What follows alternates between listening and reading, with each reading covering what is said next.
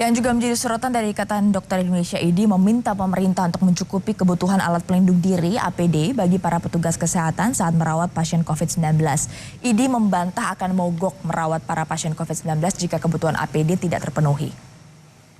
Menurut Ketua Satgas COVID-19 Ikatan Dokter Indonesia, Zubairi Jurban, para dokter tetap akan merawat para pasien COVID-19 sesuai dengan tugasnya.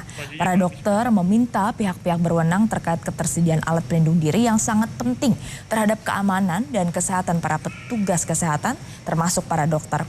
APD juga perlu diperhatikan ketersediaannya karena hanya dapat dipakai sekali.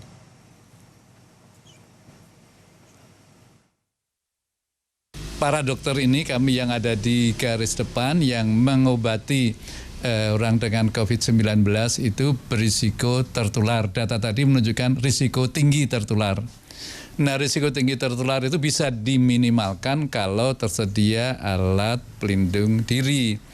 Kalau dibalik, kalau tidak ada alat pelindung diri berarti yang sudah risiko tinggi ingin bunuh diri. Bunuh diri dilarang. Jadi kami nggak mau kalau suruh bunuh diri, sorry.